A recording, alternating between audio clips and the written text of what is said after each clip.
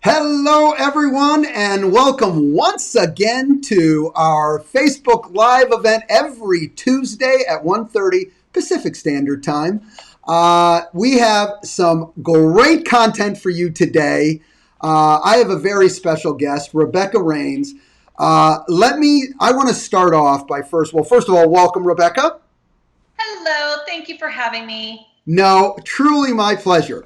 Here's what I want to do, not to embarrass Rebecca, but I got to tell you some of these accolades. First of all, in 2019, Rebecca and her group accomplished our top team out of the whole state of Arizona. So first of all, congratulations. Woohoo! Great job. There you go. I love it. And I have to tell you, we have a topic today, and it's all about understanding new homes. And you have such a wide range of experience with this, but I want to get context around this for all of our viewers.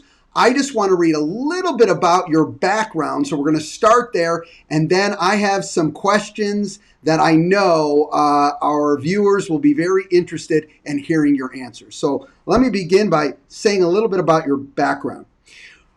Rebecca was originally licensed in 1993 as a general real estate agent, and in 1996 transitioned to new home sales for Jackson Properties, which was in the Phoenix Valley. They were known for hiring newbies, which gave her the opportunity to break in to the new home sales business.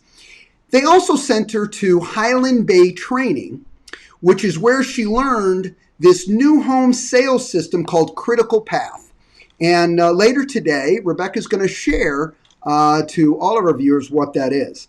From there, she moved to a small family builder where she eventually became their designated broker. And they allowed her to also do some resale business at that time. In 2001, she was hired by Trend Homes to go back into new home sales.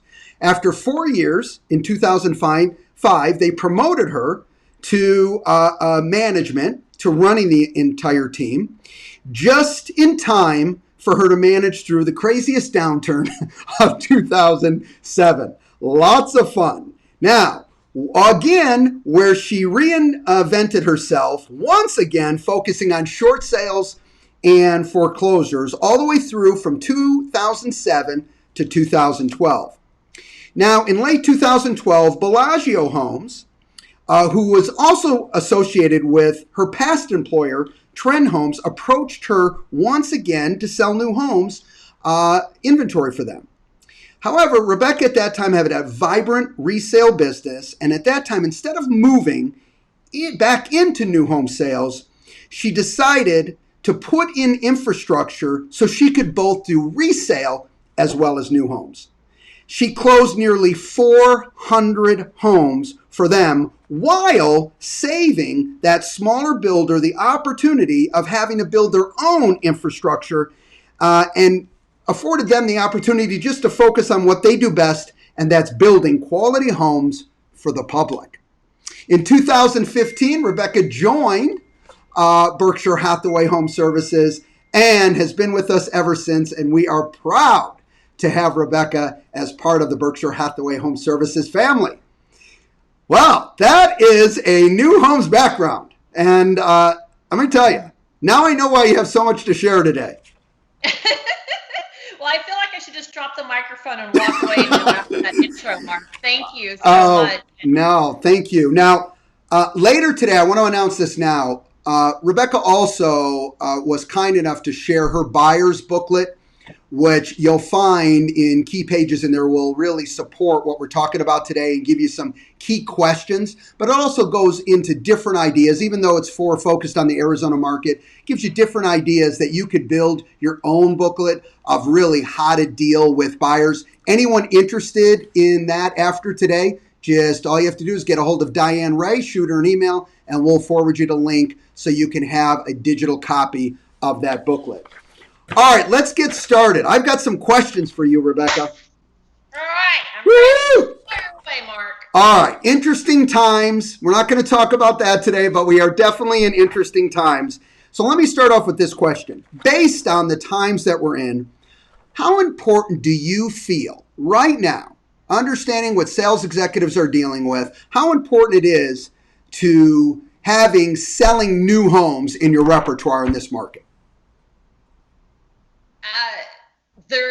I don't even know how to say that it is critical, absolutely critical for you to know how to work with the builders and optimize that opportunity. Here in the Phoenix area, we just hit 1.3 months of inventory that's available in the resale market. And people are, losing out on bidding wars left and right. You don't have to get into a bidding war with a builder. So that is a wonderful opportunity to lock in a buyer. Maybe you won't close right away, but that's, just money in your pipe for down the road. And really, I think you're losing out if you don't get to know the builders in your backyard. All right. So, builders have changed over time. The business has changed over time. Can you share some of that insight that you've seen, knowing where new home sales was and now where it is today? Any insight that you can share on some of those changes? Well, a lot of the changes mirror the changes we've seen in the resale market. For example, today versus 10 years ago, I don't get sign calls like I used to, thanks to everybody having smartphones and having access to Zillow and Realtor.com on their phone. They don't necessarily need to pick up the phone and call me to get the square footage, the bedroom count, the pricing. It's kind of the same with the builders. Back in the day, I used to go get the builder map and I'd drive around town all over the place with my clients. And if you weren't for the signage on the street that the builders were paying for, that was really the only way to find them. And today technology has just changed how we do business all the way around. So as far as the builders are concerned, when I left the floor for Trend back in like 2005 time period, and went into management, at that time, we were actually paying a resale agent to put our listings in the MLS. Most builders would not participate in the MLS. They didn't want to have to be forced to deal with the regulations from the Board of Realtors. They don't want to pay realtor dues. And I actually had helped Trend at that time, because of my resale experience, get the non-member access so they could start putting their own listings in. Today, most builders have all of their stuff in the MLS, but that wasn't the case 10 years ago. Yeah, no, I see that. I got to believe, too, is with the inventory, as you mentioned earlier, being so tight, truthfully, throughout the entire country, I got to believe having new homes in your pocket, too, knowing that inventory. I mean, my God, it's not like you've got inventory flowing everywhere. I mean, so having that in your pocket, too. Well, you really need to know who offers what their specialty is, where they're located. I think I shared with you, Mark, and this is something that I promote with all of my agents as well, and this is why we have a buyer booklet. I love having the initial buyer consult in my office instead of meeting at a house for the first time, because it does allow me to really show my expertise and why they want me representing them when it comes to walking into a builder's sales office. Today, because of COVID, most sales offices don't let you just walk in. You have to have an appointment ahead of time. But, just a few months ago, that was different. And many times us resale agents, if we didn't talk about new home construction, our clients would just walk in on their own and not even think twice about it, because they didn't realize that they would affect our ability to represent them and be paid by the builder if they decided to move forward. They, a lot of times just don't want to bother you, right? And so if I have that opportunity to have the buyer consult in my office. So one thing I have at my office is I have a cubby full of builder material from all the builders in my area. And I asked all my agents when they're out and about to bring in extra brochures, so that when we have that buyer consult, I can just go to my cubby and pull out Lennar's subdivision up the street, or Meritage's, or whoever it is that might fit for the buyer I'm consulting with that day. Yeah, I love that. I love that idea. You have a unique benefit, really kind of understanding both sides of the aisle. Any way that you can share some kind of from the home builder's perspective? So, what's on their mind? How do they view us as general sales agents? Any insight you can give us on that would be. Lord, yes, there's so much I can share with you. Number one, if the new home sales agent is good and it's a busy time for them and they aren't having to hunt down leads, the sales agent on staff which is very different than us as resale agents. The sales agent on staff that's sitting in that sales office, they're usually employees. They're not allowed to sell resale. They get benefits, they get vacations, their computers are provided for them, everything's included. And they just literally pull into an open house that's already set up for them every day. And they stay in that one community and they are the expert on that community. When a resale agent comes in, sometimes they look at the resale agents and gosh knows, we all know this because we deal with other agents all the time on cross sales. Not all agents are the same. And some agents do give the rest of us that work really hard a bad name because they don't know what they're doing. They're kind of inept. And sometimes they don't get out of the way to allow that sales agent that's on site to make the sale.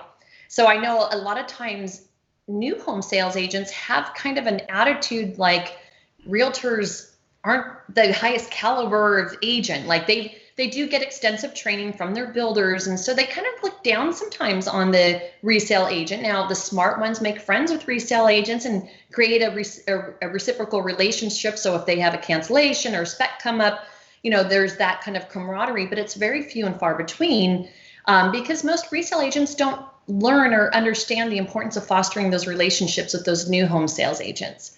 They really don't look at us like we're as good as them, to be quite frank. Interesting. Yeah, that is valuable information to have. So taking that kind of a step further. So what questions should, I'm a general real estate sales executive. I'm going in to a development. I'm going to be talking to the sales agents there. What questions should I be prepared to ask? Well, page 3 and 4 of my packet has the entire list that I recommend, and I share this with my buyers so that they know that I'm looking out for their fiduciary. But just to give you an idea, and I had to put on my glasses for this so I could read it all. You want to learn about the subdivision, how many lots are in the community, what the fees cover for the association, the schools, if gas is available in the community, lot sizes and dimensions. If they allow single levels with 2 stories, what kind of restrictions for elevation and color. My list goes on, but to simplify it also, a big deal is learning what their incentives are with and without their lenders. If you don't know to ask the right questions, you may not know there might be certain homes that they're doing special deals on depending on the sales climate, how hot and how eager they are to make sales.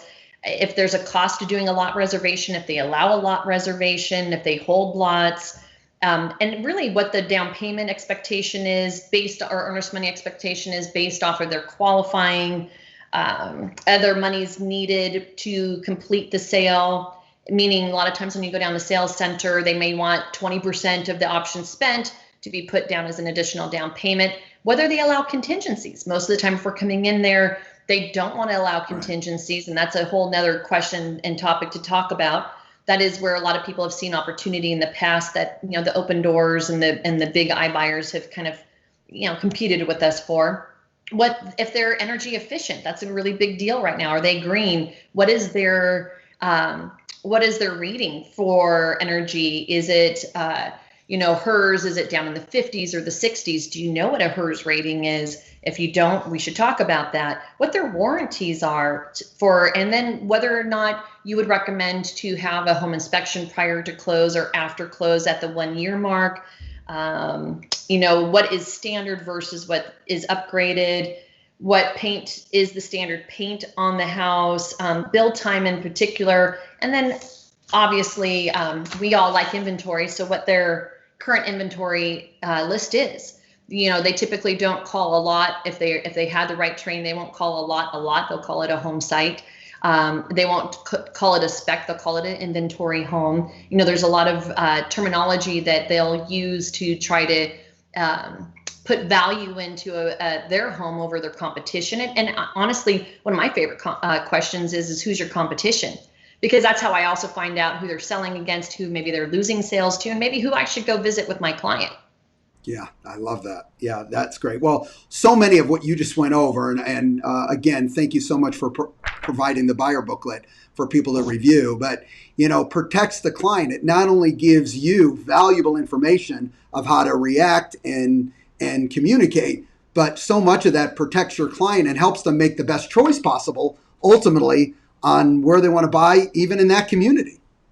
Oh, absolutely. So one thing that I've seen time and time again when I've taken listings from people who've bought new build construction without representation, the builder, there is no fiduciary for the on-site sales agent to the buyers coming in that are unrepresented. And their job they've been hired for is to sell every darn home site in that community, regardless of whether it backs to power lines or a busy road, or maybe the dump in the back, things of that nature. They're going to paint the beautiful picture that you as a resale agent can help guide your client against why maybe they don't want to pick that particular home site to build their $500,000 home on. Because, if you're giving them the representation they need, you're going to help guide them to making selections, not just on the lot location, but perhaps on some of the options that make the most sense and most value on the resale side of things, that a buyer who just happens to be out and about and stops and doesn't think anything of it could find themselves. I mean, I've been on that side of the table, Mark, and I have to sell every single house, whether it backed to a power line or not. And buyers that are unrepresented sometimes make really poor investment choices without the right representation. Yeah, no, that absolutely makes total sense. And it starts off, like you say, with asking the right questions, because if you don't bring it up, it easily can be missed. Or purposely not gone over. Correct.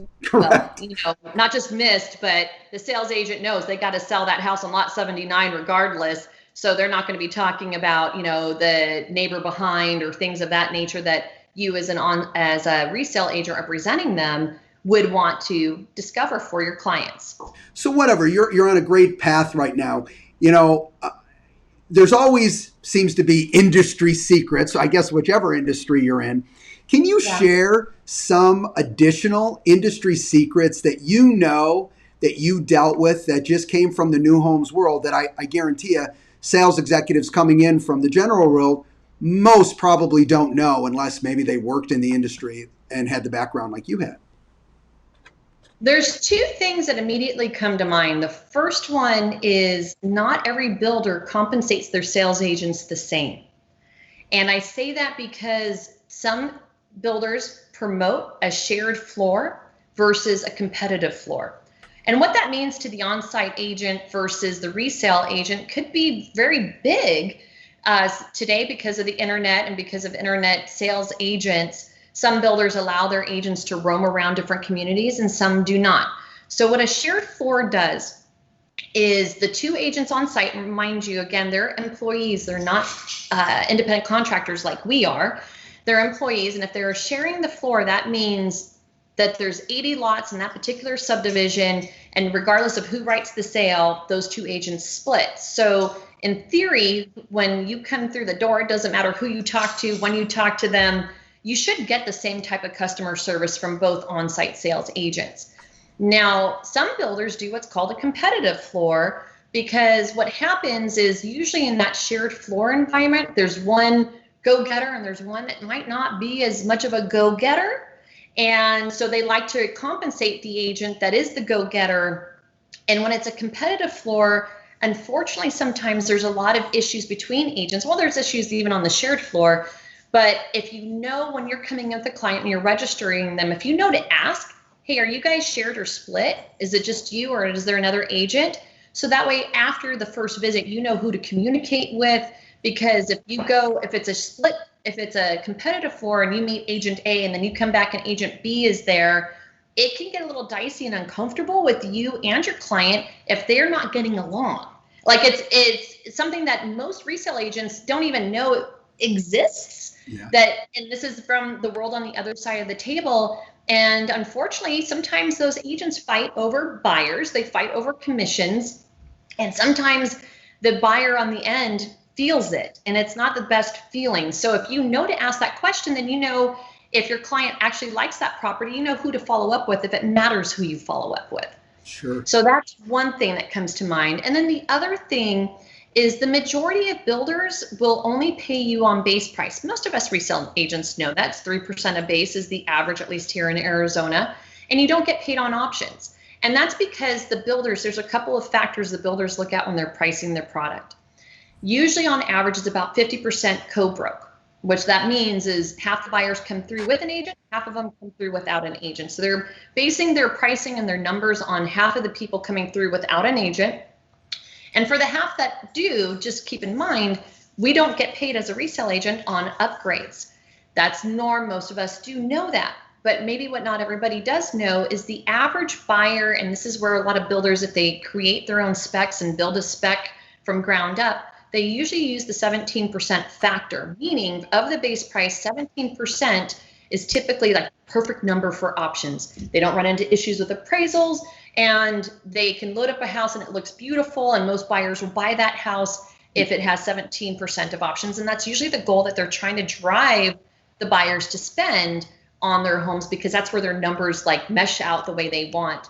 The builders usually are very competitive on appliances, because nowadays you can just go onto Google with a model number and you know exactly what you can get on the market for, you know, that appliance, that stove that you want. But where they do tend to make their money is flooring, countertops, cabinetry, and on average that's about a 40 to 50% markup. So when you're giving your clients guidance, and maybe they're on a fixed budget or a tight budget, they're barely qualifying, knowing what options to help guide them to select will give them better value, less opportunity for an appraisal issue.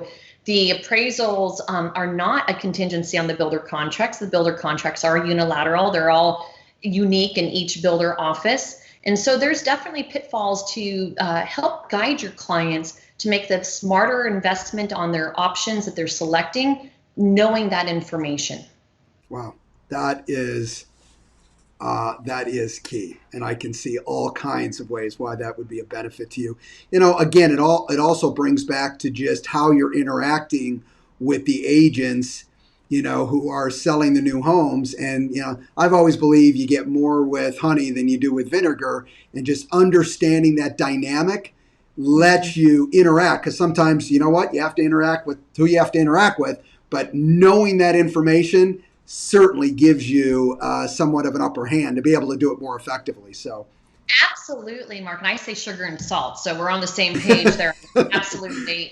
You know, if you will impress the agent on the other side of the table if you even know to ask the question, hey, are you a shared floor or a split floor? Because then they're going to be like, ooh, you got my back. You're not going to, you know, screw me over and go to my partner when I'm not here. You'll know better, you know, and creating those relationships, you never know, like, you may walk in and they may tell you they have a waiting list, a lottery, what have you in today's environment, but you make friends with them, they may tell you when something falls out and kind of help slide you and your client in. So definitely pays to know the builders in your area, what they are offering, and make friends with them when you can. Well, you just hit such a big point, is by you more effectively dealing with those individuals, those salespeople, you are opening doors for your clients. And so it's those types of actions that are just so powerful. Instead of just, you know, blaming the market we're in, you're so strategic in how you're doing it, opening up doors. Okay, and the people who benefit are the buyers and sellers who are working with you, in this case, buyers. So great. Right. You mentioned to me this training, new home sales, that you got right when you got into the new home sales business, called Critical Path. Can you explain to our viewers, what is Critical Path? Yes, I am excited to explain to you the Critical Path, because quite honestly, I think I was already doing it in resale before I learned there was a term to it. The critical path of sales for new home sales is there's 5 points in the transaction. And the idea is that if you get that 5 points and you do it every time with every person coming through the door as a new home salesperson, you will land more closings, more sales very effectively, because you're discovering at those right junctures what you need to in order to truly ask for the sale. And so the critical path is, number one, you greet the customer coming in. I don't know how many times I've walked into a sales office and the sales guy isn't even in the office, or if he's in the office, he's waving you through because he's on the phone or whatever. A good new home sales agent, and it's good to recognize who the good ones are, will make sure they get up and they greet you. And, they are to, then number two is they are to demonstrate the model. And I don't know the last time I went into a new home sales office that the agent actually demonstrated the model. When I say demonstrate the model, that means They're walking us through, guiding us through, showing us what's included, what's not included, the benefits, the features, all of that good stuff. If a new home sales agent does that, then the next step automatically is then you go to site. When we say site, that means then when you come back from the sales, you come back into the sales office, you get around the plat table and you figure out what lots might best serve that buyer coming in, and you actually get into your golf cart or your car, you drive the community and you show them the different lot locations. And the idea is that you get them involved and you get your feet in the dirt and you show them where the house will sit on that lot. And if you do that, then all along the way, you're asking qualifying questions. But at the end, right before you ask for the sale, you qualify them, not necessarily financially, but you just qualify, you find out from them what their motives are to be there, what their drive or what their desire is. And then you do ask the right probing questions to see if they would be able to qualify for the home purchase that you just demonstrated and cited them. And if everything leads to yes, that's when you have to ask for the sale. An agent who actually learns how to do that, like one of my first months working for Trend Homes, I wrote 34 contracts and closed 31 of them and absolutely utilized the critical path to sales every chance I got. And that was 20 years ago. And when I learned the critical path to sales, like I had all these dings in my head going, oh my gosh, I did this with resale. It's a wonderful, I guess, if you will, path to the finish line. And if you understand that you're the bus driver and your job is to get that buyer to the finish line, we all win. But not every resale agent and not every new home agent learned the critical path to sales. But if you do and you recognize it, like I can tell when agents have it when I've been through. And sometimes I just do their job for them if they don't, and I go through the critical path myself. And I even had this kind of funny story over here at Toll Brothers near my home. I had my clients writing a contract and the guy was just standing there like dumbfounded because I went through the whole critical path before he even could get out of his chair, and found them the lot and, set up the contract appointment for the next morning, and they closed on that house, and it was a wonderful contract. Yeah, I love that. People don't realize you skip one step. I know it may not, in some ways, may not seem like a big deal, but you don't realize you can take yourself out by the knees. That is great. Love that. Greet, demonstrate, the site, qualify, ask for sale. Love it. Well, if you skip any of those, Mark, you won't get the sale. One thing that they trained us in Highland Bay was that you would get 19 no's for every one yes. I guarantee you today's world's a little bit different because I had that training a long time ago. There's just so little out there that these new home sales agents, I think at the same time, they look their noses down on the resale agents. Us resale agents kind of come in sometimes with a chip on our shoulder, thinking they have it made, blah, blah, blah, blah, blah. Well, quite honestly, another secret, just so all the agents out there know this, they're only making a fraction of what we make. The builders, because they have them as employees and they're getting a guaranteed volume, most of those agents are only making 0.75 on every sale that they actually write and close. Interesting. Yeah. No, and that is, that's a huge difference. And again, understanding those nuances gives you a respect for the other person and what they're dealing with. And again, helps you work more effectively with them, which ultimately is protecting our clients. A question that always comes up to me in new homes, working with builders and new home sales is, great, I want to sell new homes. I want to understand the inventory, very important. But is there an opportunity for me to get additional residual business off of working with builders? And I know the industry has changed so much. You have such strong relationships with builders. What can you share as it comes to, okay, I'm selling new homes, but can I get other business from the builders because I'm working with them? And if I can, how do I do that?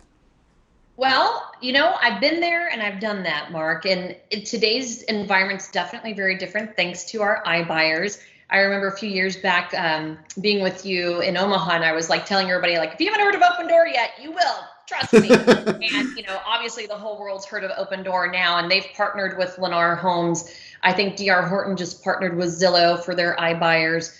And so these iBuyers definitely have taken a huge chunk of what we used to be able to, if we had the right connections, create a relationship to maybe further our business and create that residual income. So what I mean by that is, for example, I currently manage and represent Belago Homes, and we have our agents on site. If somebody comes in without an agent representing them and they are unrepresented, but they have a home to sell, I have a reciprocal relationship with my agents where I take the home as a trade-in program.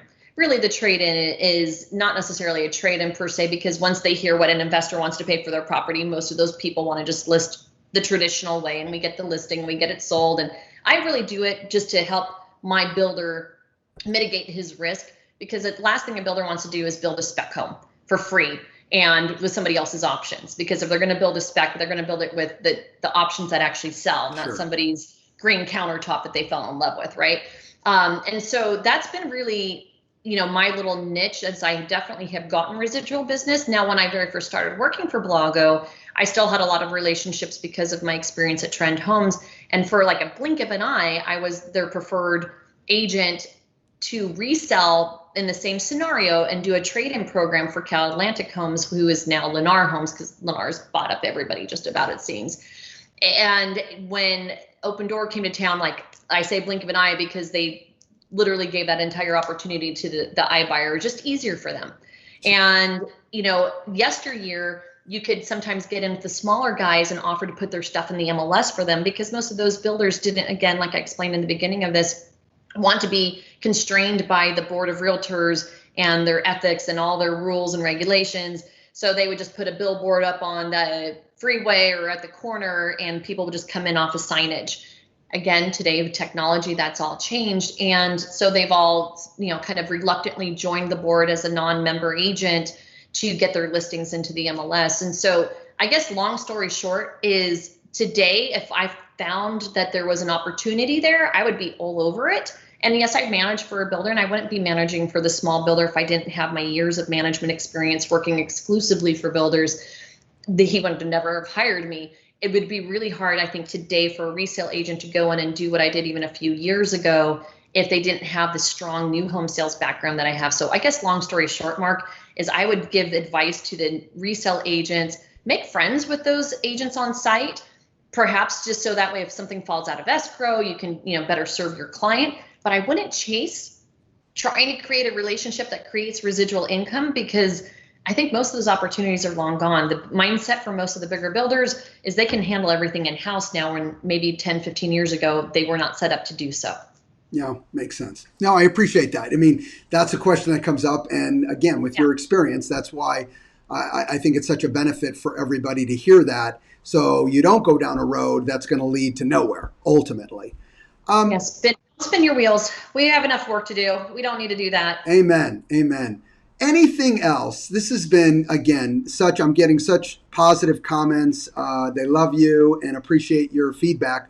Anything else that you'd like to share that we haven't covered? Any other insight working new homes that you want to share with all the viewers?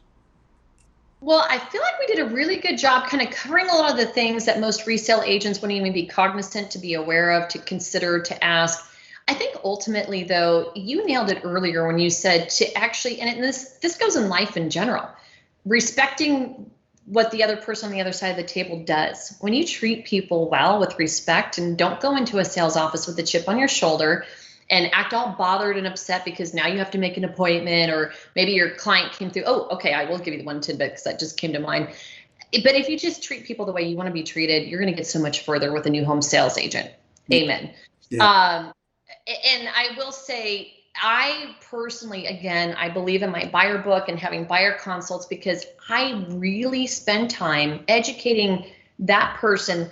And I don't wait for them to ask me about a new home. I bring it up in my builder or my buyer package for a reason, because I want them to know that if they want to go in there without me, it's going to be really hard for me to go in there and represent them after the fact. And if I don't represent them after the fact and they go in there unrepresented, it's like going into a courtroom without an attorney.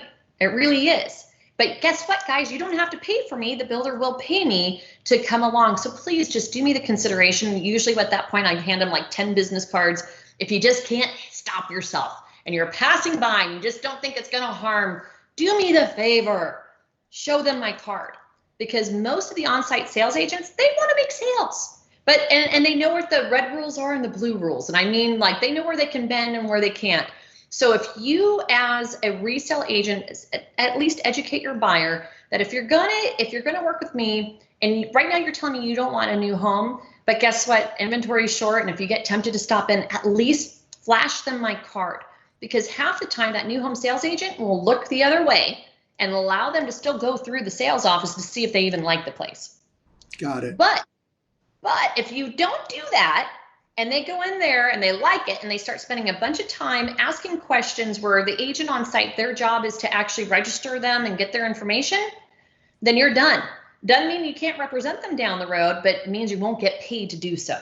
Okay. And we all don't do this for free. I mean, we all have children to feed and mouths to feed and all of that. So, if you educate your buyer up front, they're going to respect you if you explain to them that you will guarantee that they will make better choices with the builder if you're there to represent their best interest, because the guy on the other side of the table, his job is to represent the seller, who is the builder.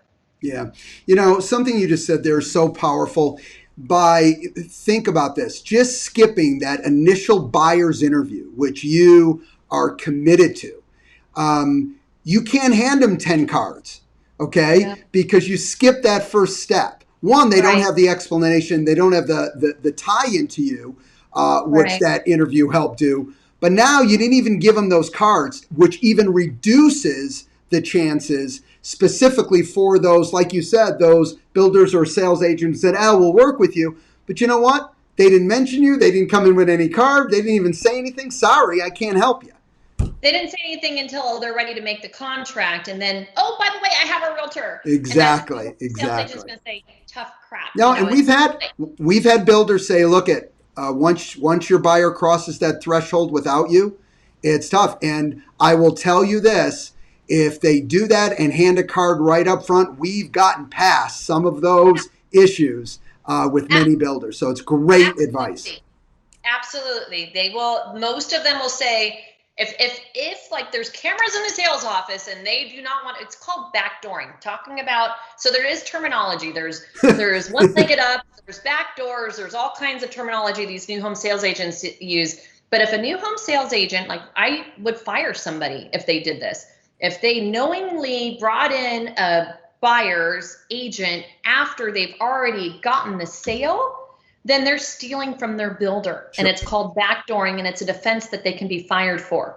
But if you tell them up front, then guess what? They probably won't spend a bunch of time with your client. They're just going to say, okay, I didn't see you. Go ahead and have fun. And if you like it, come back with your agent. And then you can be there to represent. And it is truly an offense that they can be fired for, because it does look like stealing. Because remember in the beginning, I said, most builders are looking at half of their sales are with agents and half of them are with now. Right. And so their numbers are all based off of paying commission on some deals, and some deals they don't. So if all of a sudden in a certain neighborhood they're paying 90% co-broke, then they're going to start looking at that agent going, I wonder what they're up to over there. Sure. No. And I've heard percentages along not as high as 90, but even if it's different, the kicker is it's already baked in the cake, whatever that exact percentage is. And the interesting aspect of that is that's why it's powerful for your buyer to understand, hey, look, I get to represent you, I get to protect you, and the builder's already baked it in the cake of the compensation. I like the bake in the cake term, Mark. I'm going to have to steal that one from you. You know what? The bake in the cake, take it all you want. I'm fine with it. All right. Rebecca, thank you so much. I want to thank you so much for your time. I also want to remind everybody, if you want a free copy of Rebecca's Buyer's Manual, Buyer's Book, all you have to do is email Diane Ray. She will send you the link, and it's all yours to review. Again, even though it's focused on one market, I guarantee you, because I looked through it all, there's 57 pages there, and it'll give you different ideas that you can use in your market, or tweak them the way that you feel best. So, Rebecca, thank you again so much for your time.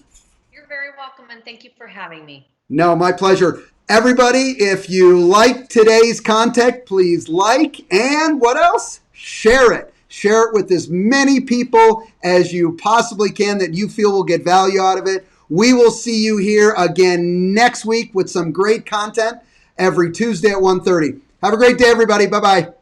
Bye-bye.